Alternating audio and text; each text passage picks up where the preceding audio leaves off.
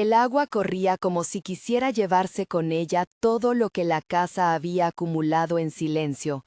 Polvo amarillo en las molduras, el olor a cera de piano, la memoria de fiestas que nadie quería recordar. Clara sostuvo la esponja con una calma que venía de años de repetir gestos que no necesitaban palabras.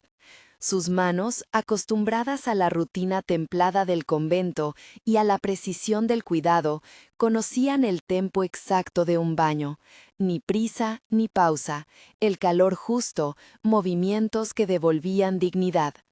La mansión Harrow parecía contener la respiración mientras el vapor llenaba el cuarto y un viejo radiador chisporroteaba en el fondo. La habitación contigua estaba en penumbra, una trompa de sol atravesaba los visillos y dibujaba un mapa de polvo sobre el piano.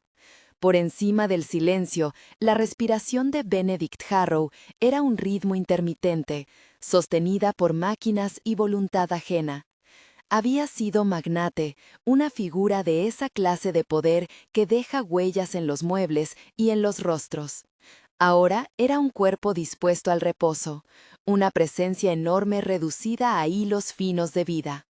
La familia lo había protegido como quien protege un documento valioso, con cámaras, protocolos y una narrativa que ella, Clara, había rechazado desde el principio. No por rebeldía, por convicción, cuidar era otra cosa. Clara no era una novata en el oficio.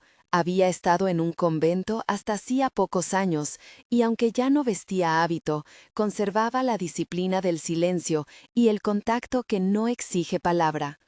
En la mansión, le describieron con adjetivos que buscaban explicar aquello que les parecía extraño. Virgen, dijeron, con un matiz que pretendía ser elogio, pero que en realidad hablaba de su inercia de vida y de una ética austera. Ella respondió con un gesto que cerraba la conversación sin herir. Vino a cuidar, no a justificar su pasado. El baño era un ritual, sábanas templadas, toallas dobladas con la simetría de quien repliega sus propias oraciones, una palangana de porcelana que contenía agua tibia y unas gotas de jabón neutro. Clara empezó por los pies, siguiendo un protocolo que combinaba técnica y humanidad. Un cuerpo inmóvil puede volverse territorio de objetos, anillos que ya no brillaban, cicatrices viejas que nadie miraba, una marca en la sien que contaba la historia del accidente. Ella hablaba en voz baja, aunque Benedict no la escuchara, hablaba para que sus gestos tuvieran nombre. Le lavó la frente con movimientos lentos, despejó la sombra del sudor y, sin prisa, pidió permiso en el idioma de quienes creen en el respeto sin requisito. «Si puedo», murmuró, y dejó que sus dedos hicieran el resto. No debía despertar, era la consigna que flotaba en la casa como una orden no escrita, repetida a media voz por Hope, la encargada doméstica, y por John, el administrador que había aprendido a calcular el día en vencimientos y facturas. Valentina, la exesposa, había insistido en el rigor de la privacidad. «Si abre los ojos, que nadie lo sepa», había dicho, con esa mezcla de orgullo herido y temor a la verdad. La idea de un magnate recuperando memoria era un riesgo que podía desarmar narrativas y nombres guardados. Sin embargo, ocurrió. En un minuto que no era más que una continuación del cuidado, Benedict apretó la mano de Clara. Fue un gesto minúsculo, un cierre de dedos sobre los suyos, como si quisiera anclar algo que ya se le escapaba. Su voz salió quebrada, apenas consolantes. «No me lo digas». La frase, corta y ambivalente, tenía la triple condición de súplica, advertencia y reproche. Clara dejó la esponja a un lado. No pretendió interpretar, se limitó a sostener la mano que la sostenía. Lo conocía por su historia, por los recortes que Job le había mostrado en la cocina y por la hendidura del orgullo en su cara. No debía ser ella quien le dijera el pasado. Su labor era proteger el presente del hombre que le había sido confiado. Y, sin que nadie en la casa se hubiera atrevido siquiera a aspirar el aire, Benedict abrió los ojos. No fue una explosión ni el retorno de un cerebro que despertaba por completo. Fue primero un parpadeo largo, como quien reconoce un rostro en la penumbra. Después, la claridad huidiza de una pupila que busca anclar en algo firme. Miró a Clara con la intensidad de quien, por un instante, recupera su nombre en la memoria. Ella sostuvo su mirada sin dramatismo, con la exactitud de quien ha hecho del cuidado una forma de lenguaje. Cuando los otros, atraídos por el sonido de la frase, entraron a la habitación, la reacción fue un acorde disonante. Hope sollozó sin querer y se llevó las manos a la boca. John quedó inmóvil, con las claves del administrador temblando en su boca. Valentina salió palideciendo, con rabia contenida en cada músculo. Nadie supo qué decir. La casa entera pareció esperar un dictamen. ¿Se podía llamar despertar a aquello? ¿Qué implicaciones tendría? Benedict, todavía con la garganta áspera por años de silencio, repitió en voz apenas audible: «No me lo digas». Tal vez no pedía que nadie le ocultara la verdad. Tal vez pedía que no se pronunciara una sola palabra que lo obligara a enfrentar algo demasiado grande.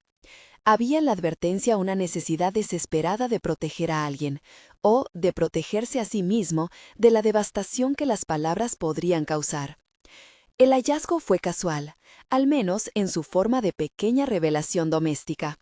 Clara, al acomodar las batas en el armario de la habitación donde Benedict había pasado la mayoría de las horas, sintió con los dedos una caja de lata que no debía estar en ese estuche de ropa. Era una de esas cajas de hojalata gastadas, con el logo casi borrado, de las que guardan galletas o recuerdos.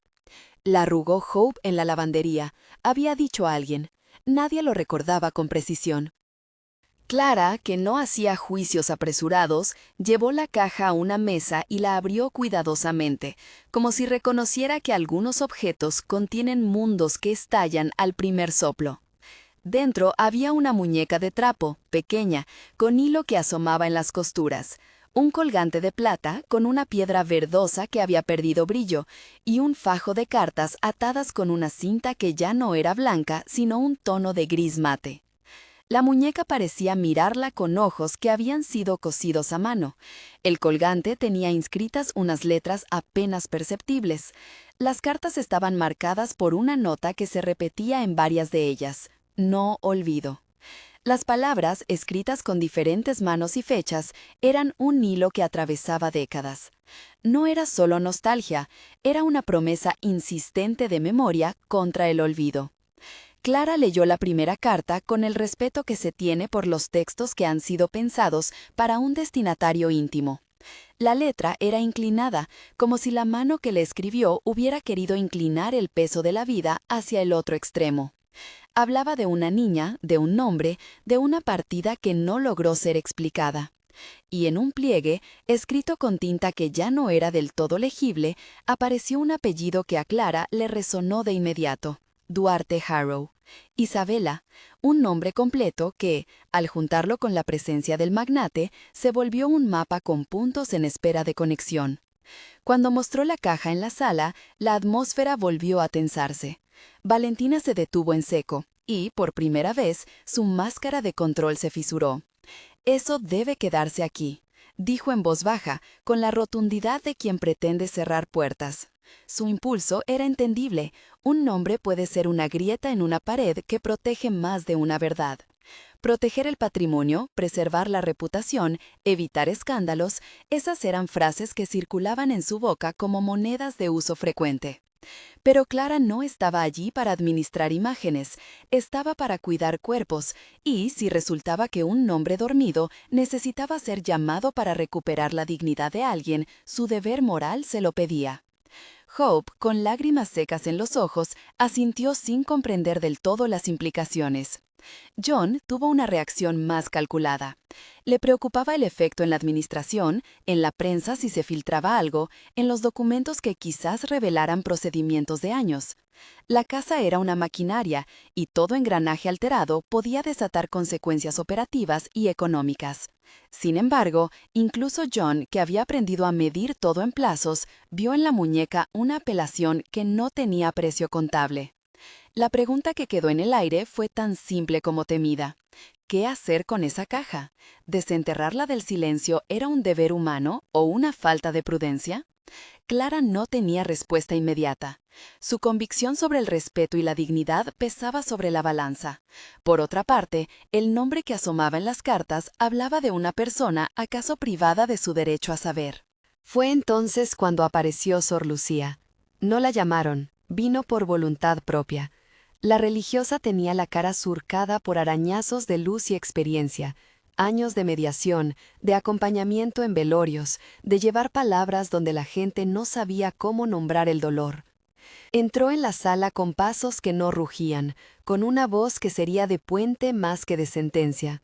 Se acercó a la caja como quien se aproxima a un altar pequeño, y, sin grandes gestos, dijo: «Hay maneras de hacerlo bien, no con ruido, sino con compañía». Valentina miró a la religiosa con desconfianza. El choque entre protección y reparación a menudo se resuelve en la presencia de un tercero que aporte legitimidad a la escucha. Sor Lucía ofreció su intermediación sin pronunciar juicios. Propuso que la casa consultara a un abogado que pudiera tramitar la búsqueda de manera discreta, sin exponerse. Ese nombre fue Elena, una abogada con experiencia en restituciones familiares y en procesos que requieren tacto más que bravatas. John tomó nota. Hope respiró un poco más tranquila. Clara, en ese momento, sintió que su rol se ampliaba. No solo era la mujer que había provocado, o acompañado, el atismo de un despertar, era la guardiana de una llave que, si se usaba sin cuidado, podría dañar al que ya sufría. Su primer impulso fue proteger a Benedict de la intromisión, pero el peso de las cartas y la insistencia de «no olvido» le hablaban de otra urgencia: devolver un nombre a quien quizá había gastado su vida en ignorarlo. La paradoja la atravesó como una luz fría: proteger a la persona presente versus restituir al ausente. Decidieron que la búsqueda debía ser prudente. Elena, tras una llamada breve y medida, aceptó revisar los archivos de la mansión y pedir acceso a registros civiles con la discreción que el caso exigía. No se trataba de una pesquisa sensacionalista. Todo se movería por cauces legales y con la intención de salvaguardar la intimidad de la supuesta Isa. Sor Lucía ofreció su mano para acompañar cualquier encuentro futuro, comprometida con la neutralidad. John se encargó de reunir la documentación que pudiera existir en la casa: contratos, libros de visitas, correspondencia sellada. Mientras todo esto se organizaba, Benedict pasaba horas en una butaca frente al piano que nadie tocaba. El instrumento, cubierto por una tela, parecía una especie de reliquia doméstica. En las tardes, cuando nadie le veía, él retiraba la tela con manos que temblaban un poco y dejaba que la punta de sus dedos recordara acordes incumplidos. La música, antigua y recta, era su forma de diálogo cuando las palabras traicionaban. Clara, que llegaba a la sala a la hora de la merienda, lo sorprendió una tarde con la hoja de una carta entre los dedos y los ojos húmedos. Le pidió que escribiera si podía. Él, con esfuerzo, aceptó. La carta no sería una confesión teatral ni un manifiesto de absolución. Benedict, con la caligrafía que aún mantenía el tono de los negocios, escribió con una honestidad que sonaba extraña en un hombre acostumbrado a preservadores de imagen. Aceptó responsabilidad por decisiones pasadas sin exigir perdón. No buscó la absolución ni la indulgencia, ofreció una posibilidad. Si hay alguien que lleva mi apellido y mi sangre, merece saber su nombre. No para obligarla a nada, para que exista una puerta abierta. Clara leyó la carta con las manos temblorosas. En su interior sintió que algo de la casa se transformaba. El cuidado había abierto una grieta que ahora permitiría el paso de la verdad. La primera investigación llevó a un papel roto. Elena, con paciencia de artesana, rastreó en registros que habían sido archivados con el desdén de años. Encontró una inscripción parcial en un libro municipal que mencionaba un parto, una fecha mal registrada y una mención a Puerto Salina, un pueblo costero donde la gente guarda nombres como quien guarda semillas. El certificado estaba incompleto, la tinta corría en partes, pero la conexión era plausible. Isabella Duarte Harrow, si existía, podía tener su rastro allí. Puerto Salina fue, por el momento, un punto en un mapa. Clara lo miró por primera vez en la pantalla donde Elena proyectó la foto satelital. Casas pegadas a la costa, pescadores, una escuela con ventanas azuleadas, una plaza con un viejo ficus. La idea de viajar hasta allí se planteó como una posibilidad que requería más que voluntad. Requería preparación, acuerdos y protocolos. ¿Cómo contactar con una persona que no ha pedido ser buscada? ¿Cómo restituir una identidad sin forzar una responsabilidad? Clara pensó en las cartas con "no olvido" y en la muñeca de trapo. Pensó en la literalidad silenciosa de la palabra restitución. Si ese nombre era verdad, tenía que ofrecerse a la joven la opción de no saber. Su agencia debía ser la norma. La discusión en la mansión fue contenida, casi ritual. Valentina insistió en que todo se hiciera con cautela. Su temor a un rumor público, a una acusación implícita, a una pérdida de control sobre el relato familiar, se mostró en cada línea de su voz.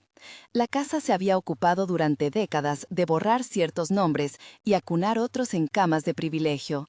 Ahora, frente a la posibilidad de que la verdad irrumpiera, su reacción fue tan humana como previsiblemente protectora. Clara la entendía, sin embargo, no podía ceder en el principio. Una vida, aunque privada, no debía ser negada por comodidad. Hope, con su ternura habitual, dijo algo que quedó flotando. Si hay una hija, merece más que una noticia lanzada al viento. Merece tiempo, cuidado, que alguien le explique sin exigir nada.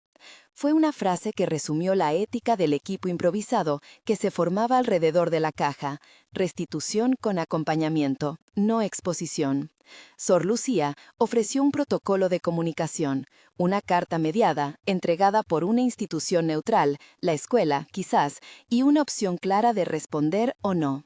Elena añadió la precisión legal. El trámite para contactar a una persona requiere que se respeten sus derechos y que exista la documentación mínima. El pie para la búsqueda estaba puesto, pero el paso siguiente exigía delicadeza. Clara, durante las noches que siguieron, volvía a la caja, la guardaba en su mesita, junto a la lámpara que ella encendía para leer.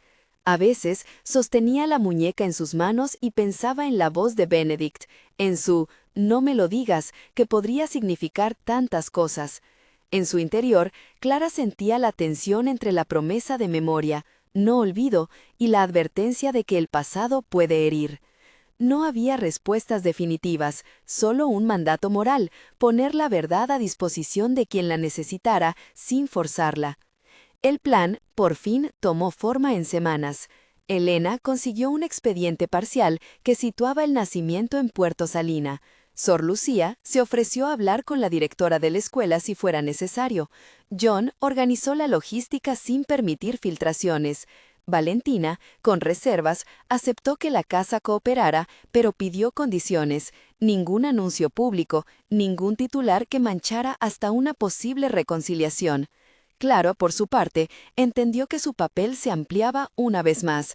No sería solo la que había lavado una frente, sino la que acompañaría el movimiento de la verdad hacia la vida de alguien que quizá hasta ese momento había sido una nota al margen. El último atisbo que alteró la calma fue un sello en un papel, un fragmento de acta con un nombre legible, una letra inclinada, el apellido Duarte. La pieza no completaba el rompecabezas, pero lo sugirió con fuerza. Clara la sostuvo entre los dedos y sintió que el mundo entero se volvía a la medida de una puerta que se abría. No había todavía un encuentro, ni una respuesta de Isabela, si es que realmente era ella, pero la posibilidad existía, y con ella la responsabilidad de no traspasar límites. Esa misma tarde, cuando el sol caía en los viñedos que rodeaban la mansión y dibujaba sombras largas sobre el césped, Clara subió al cuarto donde Benedict dormía. Él la miró con ojos más serenos que antes. En su butaca, a su lado, la caja de hojalata reposaba como un relicario sin altar.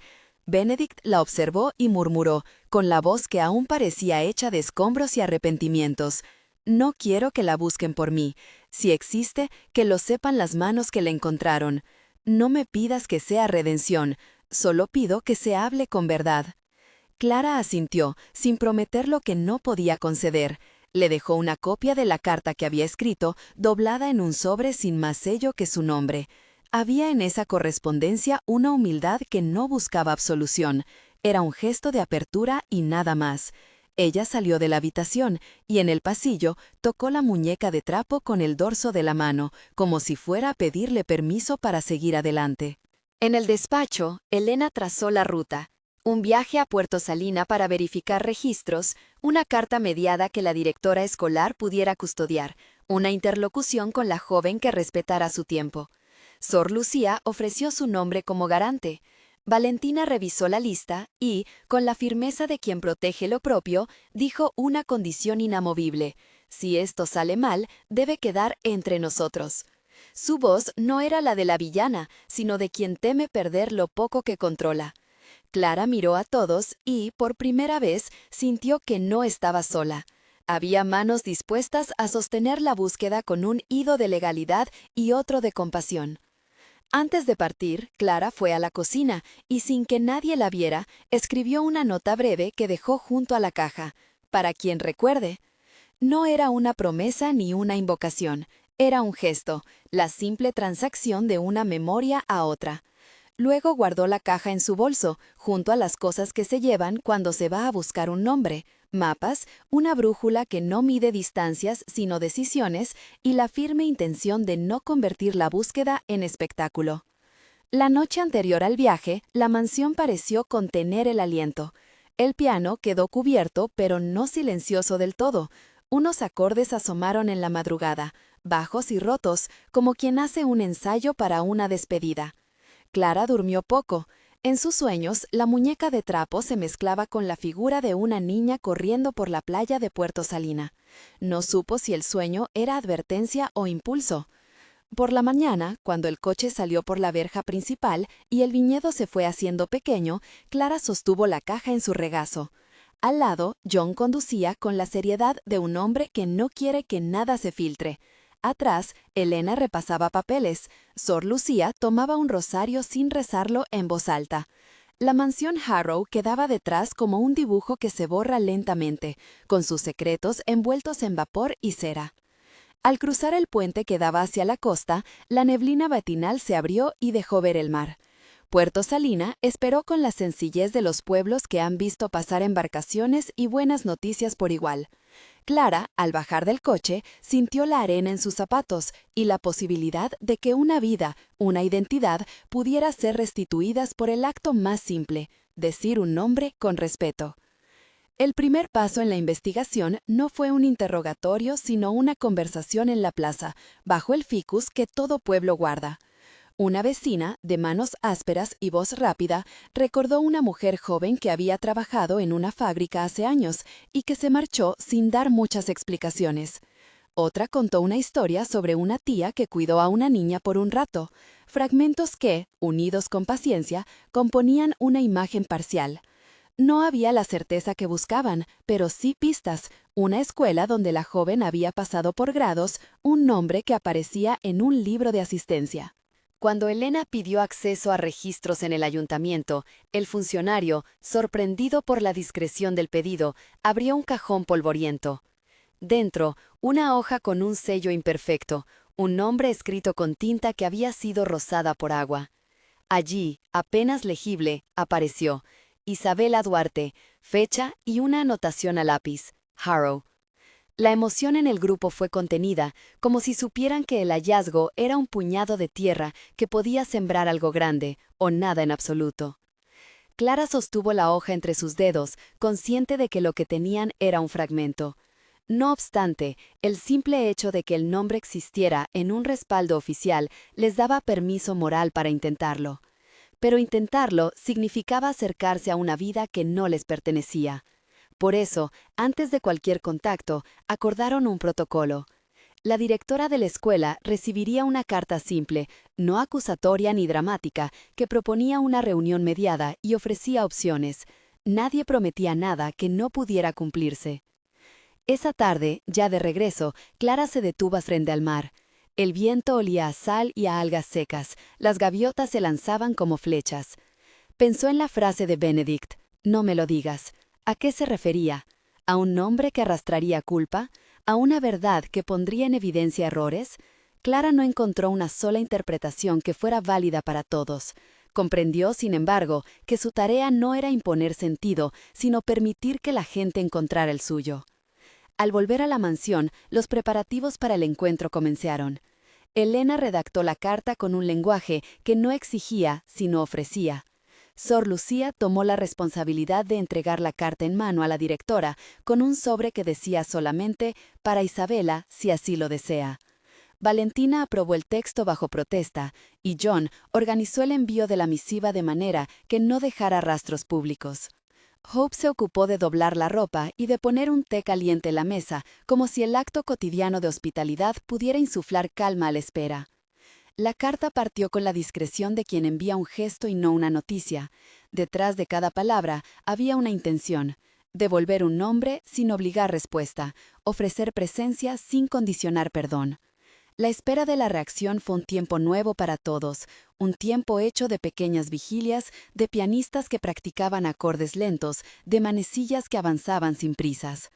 Una mañana, la respuesta llegó con la humildad de quien ha decidido poner condiciones. La directora devolvió el mensaje, pidiendo tiempo para hablar con la joven y ofreciendo su mediación. No había un sí estruendoso ni un no rotundo, había en cambio una petición de espacio y de garantías. Isabela, si ella era la destinataria, pedía mediación. Exigía que nadie la arrastrara a un escenario que no había elegido. Clara leyó la respuesta en la sala de la mansión.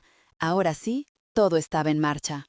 Lo que antes era un rumor silencioso se había convertido en una línea que, al estirarse, tocaba la vida de una persona real con derechos propios. Benedict escuchó la noticia con una serenidad que le costaba y dijo: «que se haga con cuidado». Valentina cerró los ojos, quizá no por miedo, sino por una esperanza que no quería pronunciar.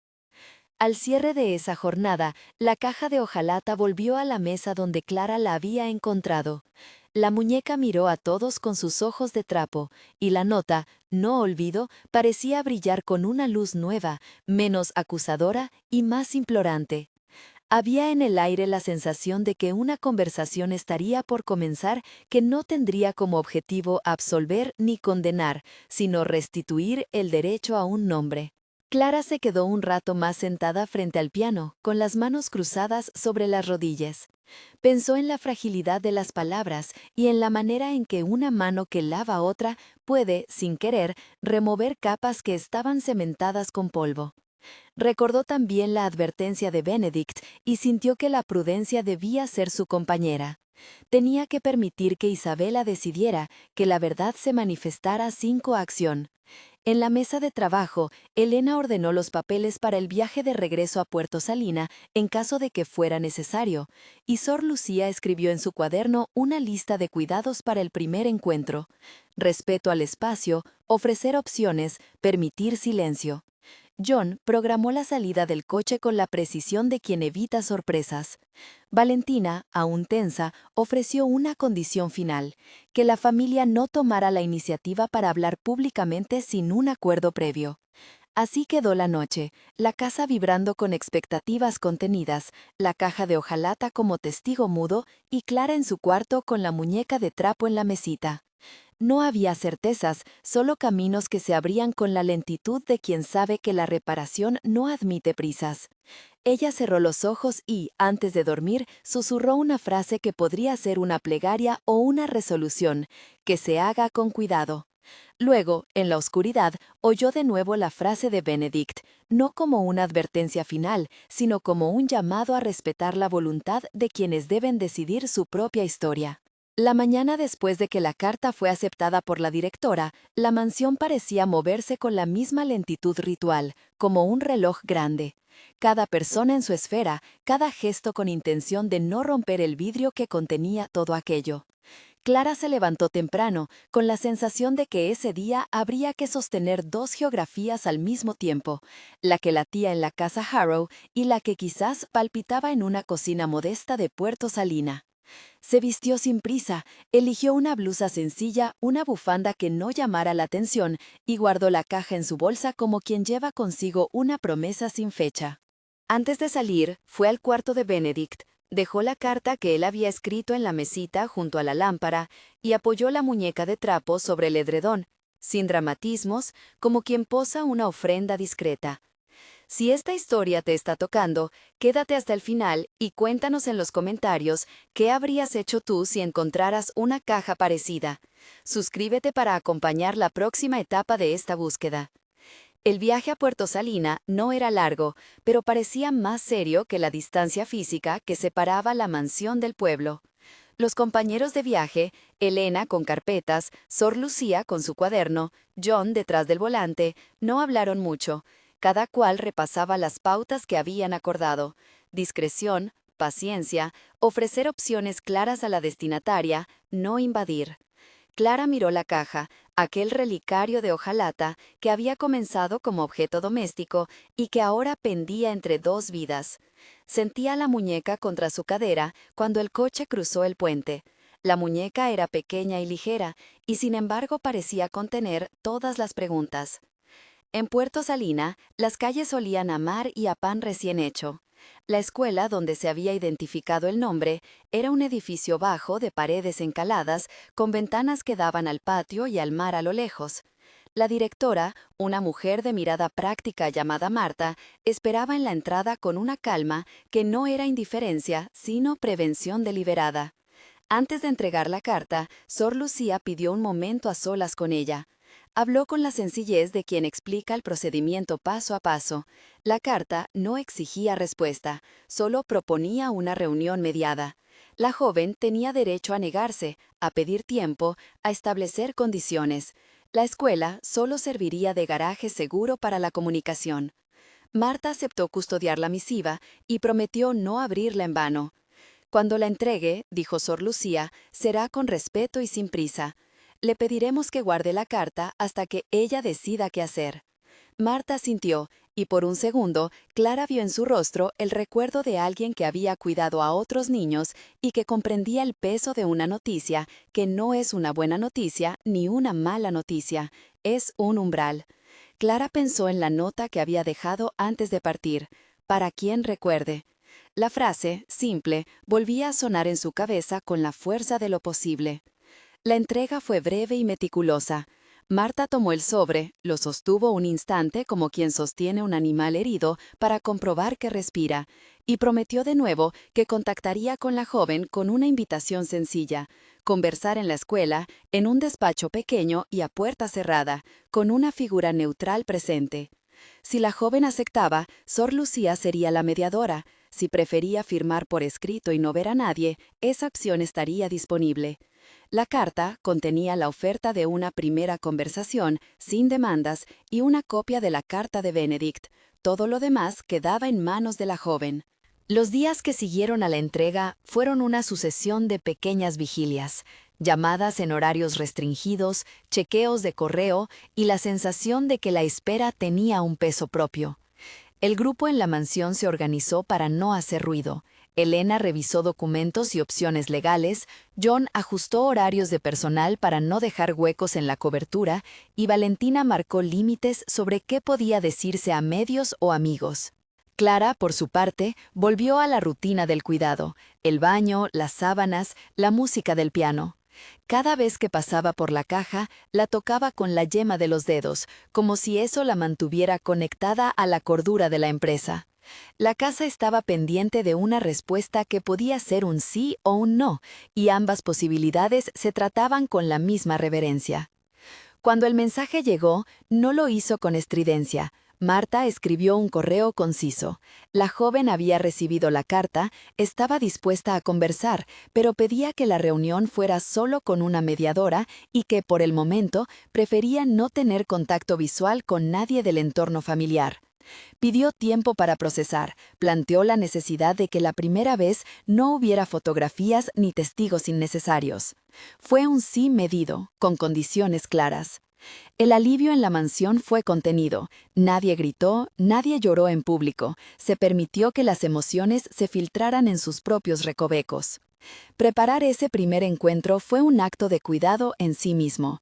Elena redactó un protocolo que detallaba el marco jurídico de la conversación. No habría grabaciones sin el consentimiento escrito previo, la joven podía interrumpir la reunión o retirarse en cualquier momento. Se le ofrecería soporte psicológico si así lo deseaba. Sor Lucía repasó con Clara la manera de presentar las cosas con palabras sencillas y sin dramatismos. Valentina, aunque reticente, aceptó que el encuentro debía ser acotado y pidió que no hubiera ninguna pretensión de reconciliación dramática. John organizó un guaje y sugirió que, si la joven pedía condiciones raras, se aceptaran todas menos las que pudieran vulnerar su integridad. Clara viajó a Puerto Salina de nuevo, esta vez con la intención de observar desde la periferia. No era su lugar intervenir en la conversación, su papel había sido el de quien descubre y acompaña, no el de quien decide caminos. Prefería ser la sombra que sostiene la linterna. Sor Lucía entró a la sala pequeña de la escuela con la calma que la había hecho conocida. Manos limpias, voz baja, mirada que no exige confesión sino claridad. La puerta se cerró detrás de ella. Y Saavedra apareció en ese despacho con una dignidad que ya no reclamaba permiso. Tenía 20 años, la piel tostada por el sol de la costa, el cabello recogido en un moño apretado. Los ojos eran claros pero cautelosos. A primera vista parecía alguien que había aprendido que la vida no regala certezas. Vestía ropa práctica, una camiseta de algodón, una chaqueta gastada. Se sentó frente a Sor Lucía sin exhibir sorpresa ni hostilidad. Su actitud más bien era de quien improbable accede a un gesto de curiosidad por prudencia. No sintió necesidad de presentarse con un nombre que desconocía hasta ese momento. Marta la había llamado por teléfono y le había explicado el carácter de la conversación. Sor Lucía abrió el sobre con manos que no temblaron y, antes de leer cualquier documento, ofreció un marco. Estamos aquí para ofrecer opciones. No hay obligación. Todo lo que se diga queda entre nosotras, salvo que usted nos diga otra cosa.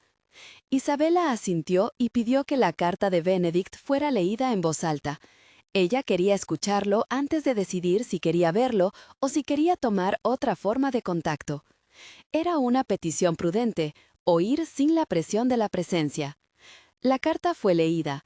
La voz de Sor Lucía sostuvo cada frase con un cuidado que parecía medir el aire mismo. Benedict, en palabras escritas con la tinta de quien intenta reparar sin teatralidad, aceptaba responsabilidad en la medida de sus errores y ofrecía la posibilidad de un contacto libre de exigencias. No pedía perdón forzado, pedía la oportunidad de que un nombre dejara de ser nota al margen. Isabela escuchó sin prisa. A veces cerraba los ojos como si las palabras fueran imágenes que necesitaban armarse desde el interior. Cuando la lectura terminó, Isabela guardó silencio el tiempo suficiente como para que la sala no se llenara de ecos. Luego habló, con una voz que no buscaba absolución ni venganza. ¿Por qué ahora? ¿Por qué yo? Preguntas simples, legítimas. Sor Lucía respondió con la misma transparencia. Porque hay cartas, porque hay un nombre y porque quien escribió decidió ofrecer una posibilidad, no para reclamar nada, sino para poner un nombre sobre la mesa y dejar que usted decida qué hacer con él. Isabela asintió lentamente. No quiero que nadie me arrastre a una escena, dijo. Si hay algo que me pertenece, quiero saberlo, pero con tiempo. Fue una afirmación que, en su simpleza, marcó el tono de lo que vendría, una búsqueda que requiere la soberanía de la persona hallada. Isabela aceptó una primera modalidad, escuchar la voz de Benedict en una grabación y recibir, si así lo deseaba, una carta más. No pidió verlo en personería, tampoco accedió a que se tomaran muestras de ADN. Dijo claramente que no quería que la información biológica se convirtiera en moneda de negociación. Sus condiciones fueron respetadas sin discusión. Clara, que aguardaba en el corredor, sintió que una puerta se abría tímidamente, no de par en par, sino de manera prudente, con bisagras engrasadas por la paciencia. Regresó a la mansión con la sensación de que el proceso había tomado un ritmo digno. Las semanas que siguieron a esa conversación tuvieron la cadencia de una reparación que no se improvisa. Benedict, por su parte, escribió otra carta y grabó un mensaje donde su voz, aunque temblorosa, era tenue y sin retórica. En su casa, en la sala donde el piano reposaba bajo la tela, había una suerte de penitencia doméstica.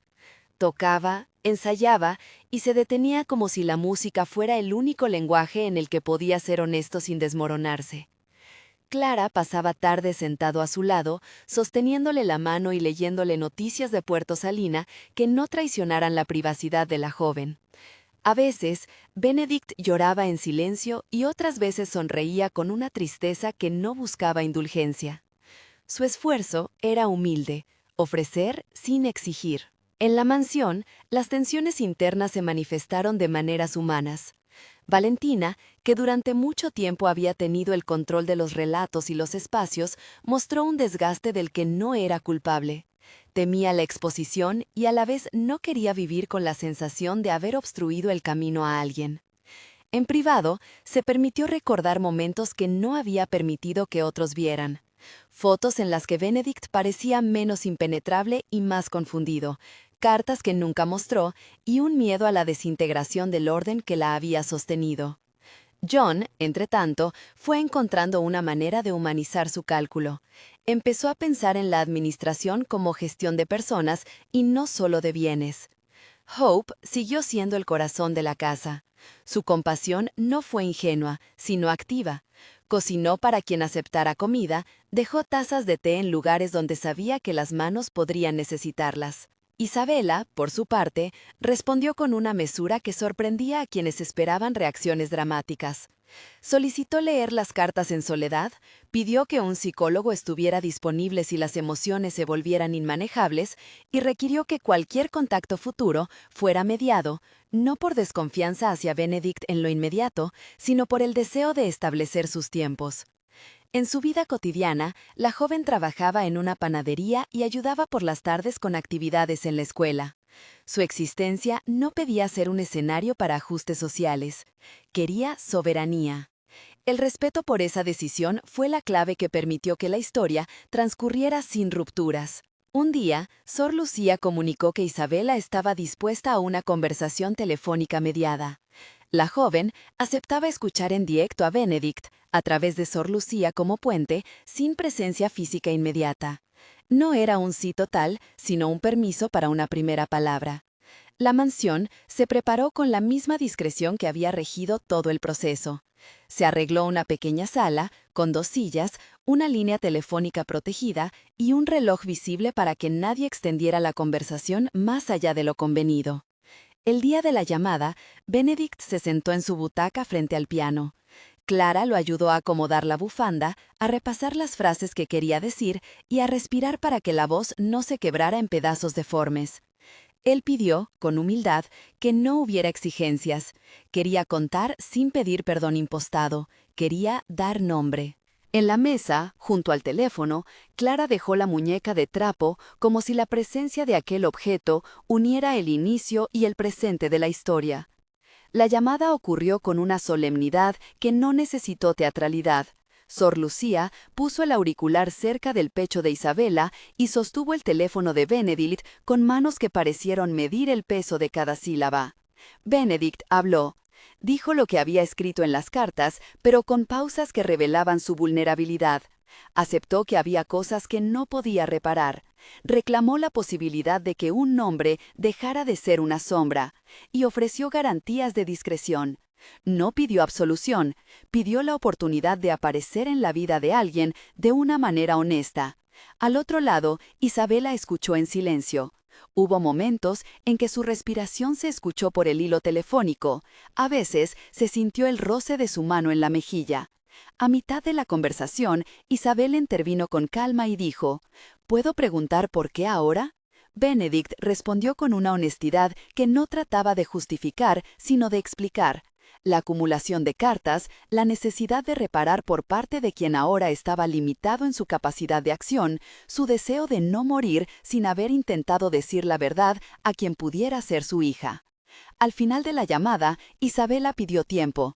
Dijo que no quería que la prensa supiera nada, que no quería que la historia se politizara en su familia y que no deseaba fotos ni encuentros en escenarios públicos. Aceptó, sin embargo, la posibilidad de recibir otra carta o una conversación más prolongada en el futuro. Fue una concesión prudente, no un abrazo espontáneo, sino una puerta que se había abierto lo suficiente como para permitir una entrada futura si ella lo decidía. Clara, que había estado en la habitación contigua, esperando la palabra de regreso, sintió un alivio que no fue catártico, sino sobrio. Comprendió algo que ya sabía, que la restitución no es una culminación dramática, sino un hilo que se tende con cuidado. De vuelta en la mansión, colocaron la caja en la sala como si fuese un testigo que acompañaba la nueva etapa. La muñeca ocupó un lugar en la repisa del piano, en un equilibrio que no forza reconciliaciones, sino que representaba la persistencia de la memoria. Los meses siguientes fueron un ejercicio de paciencia. Benedict pidió reiteradas veces que su intención no fuese presentada como una búsqueda de redención pública. Escribió más cartas y dejó que Sor Lucía las llevara a Isabela si así lo deseaba. La joven, por su parte, cobró la serenidad de quien maneja sus tiempos. Aceptó una carta más, pidió una segunda llamada en la que pudiera formular preguntas concretas sobre lo que significaba para ella ese apellido, y exigió que sus límites fueran respetados. Clara acompañó todo este movimiento con la discreción que la definía, sin exhibiciones, solo presencia. Hubo, en el proceso, pequeños gestos que no parecían gran cosa en el momento, pero que iban colonizando la posibilidad de una relación más humana. Benedict, por ejemplo, pidió que en el piano se colocara la muñeca en un lugar visible cada vez que tocara, como recordatorio silencioso de su intento. En jornadas de tristeza, John le llevaba té. Valentina, en alguna tarde en que la melancolía pudo más que la defensa, encontró una fotografía antigua donde Benedict sostenía en brazos a un bebé que no fue identificado públicamente. La imagen provocó en ella un suspiro de nostalgia que no se disolvió en resentimiento, sino en la conciencia de la complejidad de la historia humana. Hope continuó dejando tazas de té en la sala y ofreciendo su ternura sin sermones. Isabela, por su cuenta, fue construyendo una presencia prudente en su pueblo. Siguió yendo a la panadería, siguió ayudando en la escuela. Empezó a escribir un diario con preguntas que no quería compartir de inmediato. ¿Qué significa llevar un apellido que no elegí? ¿Qué hago con el enojo que no sé si se funda en la falta o en la memoria? ¿Puedo convivir con el nombre sin que éste me determine? Esas preguntas eran suyas y nadie tuvo el derecho de responderlas por ella. La mediación con Sor Lucía se convirtió en la forma más respetada de avance. La religiosa mantuvo su papel de puente sin convertirse en juez ni en cómplice. Su intervención era la de quien ofrece un espacio seguro para que las palabras emergieran sin coacción. En una de esas mediaciones, Isabela preguntó por el colgante. Quería verlo, sentirlo en su mano. Benedict, por medio de Sor Lucía, acordó que el colgante podría ser mostrado en un encuentro controlado si Isabela lo solicitaba.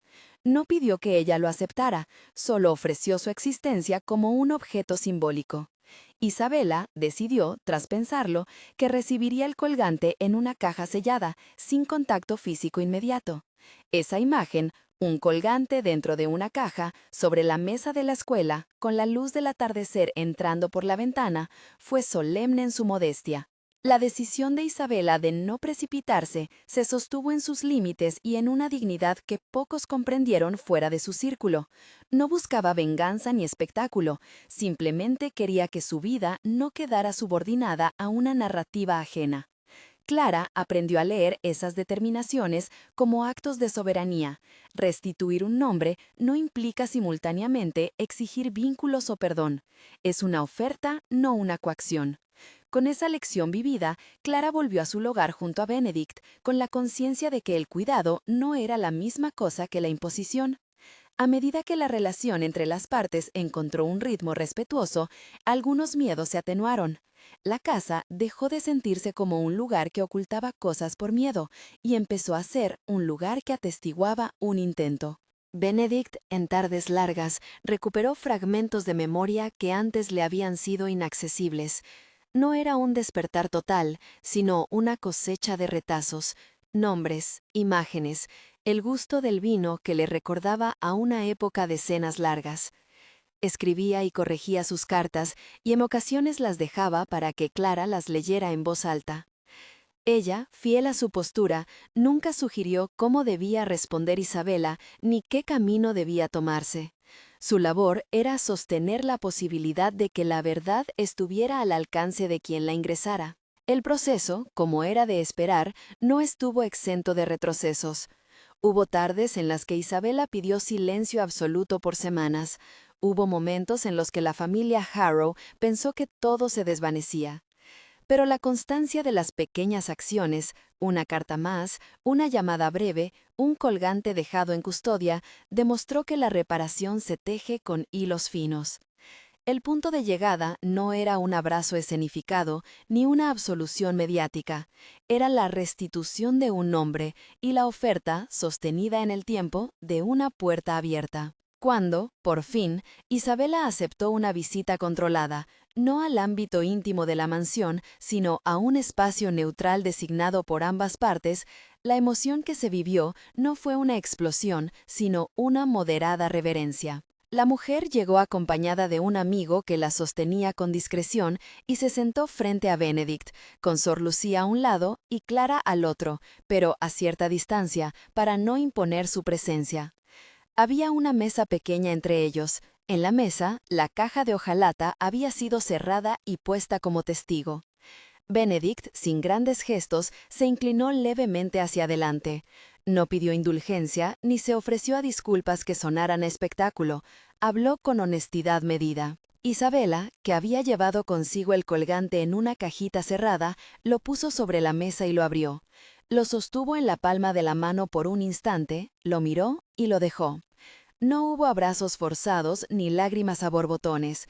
Hubo, en cambio, una conversación lenta sobre nombres, recuerdos y opciones. Benedict expresó lo que ya había dicho en cartas, la disposición a ser parte de la vida si Isabela lo permitía, la responsabilidad por decisiones pasadas sin pretender que una palabra borrara heridas. Isabela habló de sus miedos y de sus expectativas y con voz firme dijo qué disposiciones esperaba, transparencia, respeto por su privacidad y la promesa de que nadie la expondría públicamente. Benedict aceptó, y la aceptación no fue teatral, sino un acto de responsabilidad adulta. No se llegó a una resolución total. Isabela no asumió la etiqueta de hija como si fuera un mandato. La incorporó como opción. Podría visitar la mansión en otra ocasión o mantener diálogos esporádicos. Podía no ver jamás a algunos parientes y eso era legítimo. La restitución del nombre no significó, por tanto, la obligación de amoldarse a un guión que nadie le impuso. Fue una oferta que ella tomó en las condiciones que eligió. Esa posibilidad, abierta y respetuosa, fue la victoria pequeña y profunda que Clara había esperado desde el hallazgo de la caja. Al regresar a la mansión, la atmósfera había cambiado sin estridencias. La casa no era más inocente ni menos compleja, pero ahora había una honestidad tenue que permitía respirar. Benedict tocó el piano aquella noche hasta que la casa estuvo en silencio. Sus manos, torpes en algunos pasajes, encontraron de nuevo un sentido en la música. Clara, sentada en la penumbra, observó la muñeca en la repisa y pensó en la frase que había encontrado en las cartas: «No olvido». La recuperación del nombre no era una victoria completa sobre el olvido, pero sí un acto de fidelidad a la memoria de alguien que hasta entonces no había sido nombrado. Con el tiempo, la relación entre Isabela y la familia Harrow fue tomando formas no lineales. Llamadas esporádicas, correos con noticias simples, la promesa de verse en algún momento futuro. No fue un relato de redención ni de perdón inmediato, fue la construcción lenta de una cercanía que incluía distancias. Valentina, que había temido la desintegración de su mundo, aprendió a ceder un poco sin perder su derecho a la prudencia. John dejó de medirlo todo solo en números y aprendió a contar en gestos. Hope siguió en su sitio, amable y contrafuerte de quienes necesitan que la ternura sea un hábito diario. Clara, por su parte, continuó su labor. Siguió lavando frentes, asistiendo en baños, poniendo la mano donde la necesidad pedía contacto. Para ella, la experiencia dejó una evidencia inamovible. El cuidado, incluso en su forma más mínima, agua tibia, una toalla, una voz reconfortante, puede poner en movimiento relatos que parecían petrificados. El agua que había rodado aquella primera mañana sobre la frente de Benedict no fue un milagro en sentido sobrenatural. Fue el comienzo de un gesto sostenido que, al abrir una puerta, permitió que la verdad circulase. La caja de hojalata quedó, finalmente, en la sala, no como un trofeo, sino como un recordatorio. La muñeca de trapo se mantuvo en la repisa del piano como un pequeño testigo. El colgante fue guardado por Isabela según su voluntad, y las cartas quedaron en un sobre sellado que la joven podría abrir cuando quisiera. Benedict siguió escribiendo y tocando, y aunque nunca recuperó la plenitud de una memoria completa, su voluntad de poner el nombre al alcance de quien lo merecía fue una forma de reparación que no se forjó en la espectacularidad, sino en la constancia. En la última escena que Clara recuerda con más nitidez, hay una tarde en la que el otoño empezaba a colorear las hojas del viñedo y el piano sonaba con acordes lentos. La butaca donde Benedict se sentaba estaba a media luz, y sobre la mesa la caja de hojalata descansaba cerrada. Clara se acercó, la tocó con la yema de los dedos y, sin pronunciar nada, dejó la sensación de que algo había cambiado. No todo estaba resuelto, pero la dignidad del nombre había sido restaurada en la medida que correspondía a la persona que la poseía. Caminó hasta la ventana, miró el viñedo y murmuró, más para sí que para otros, que se haga con cuidado, y así siguió, con cuidado y con paciencia. Si esta historia te movió, comparte en los comentarios qué hubieras hecho tú si encontrases una caja con ese contenido. Suscríbete para acompañar otras historias donde el cuidado y la dignidad se buscan con paciencia.